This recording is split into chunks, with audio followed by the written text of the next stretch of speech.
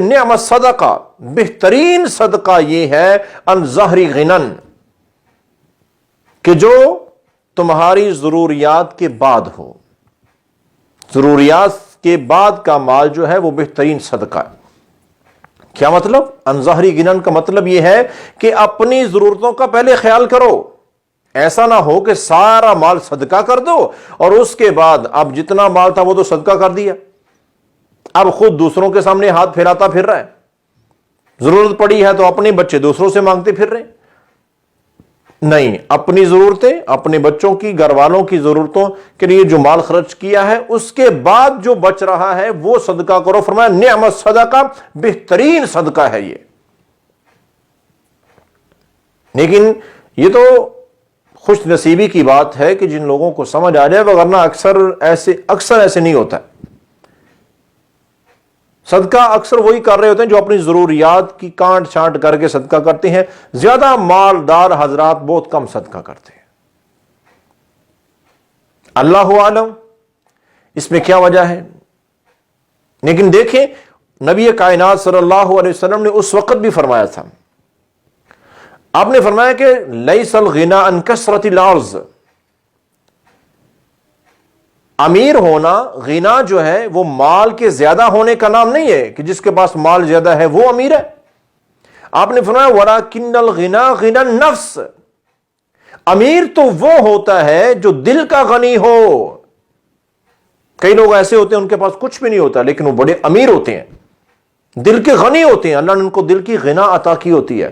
اور کچھ لوگ ایسے بھی ہوتے ہیں جن کے پاس بڑا مال ہوتا ہے، اپنی ضروریات پورا کرنے کے بعد بھی لاکھوں کروڑوں بچت پڑی ہوتی ہے، اتنا مال ان کے پاس ہوتا ہے، لیکن وہ نفلی صدقہ تو دور کی بات، وہ فرضی زکوٰۃ بھی نہیں دیتے، یا زکوٰۃ دیتے بھی ہیں تو بڑی مشکل سے پوری زکوٰۃ دیتے ہوں گے. نفلی کام تو بڑی دور کی بات ہے، وہ اپنے مال سے فرضی حج تک نہیں کرتے. کتنے امیر لوگوں کو آپ بھی جانتے ہوں گے،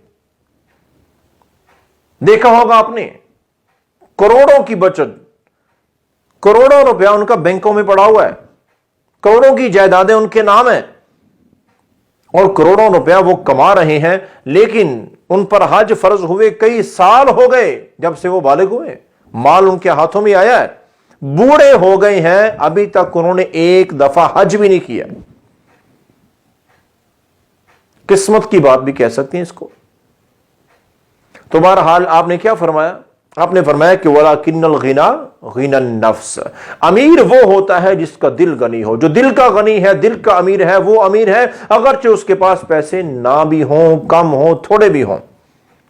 دیکھا ہوگا آپ نے غریب لوگ اپنے تھوڑی سی کمائی سے بھی صدقہ کر جاتے ہیں، اور امیر لوگوں کے پاس بڑا بڑا ہوتا ہے لیکن صدقہ بہت کم کیا جاتا ہے. تو اس لیے میرے بھائیوں، نیکی، آپ نے کیا فرمایا کہ بہترین صدقہ کون سا ہے جس کی بہت زیادہ نیکی ملتی ہے؟ اپنی ضرورت پہلے اس کا خیال کرو، اپنے گھر والوں کے اخراجات تم خود پورے کرو، یہ بھی نیکی ہے.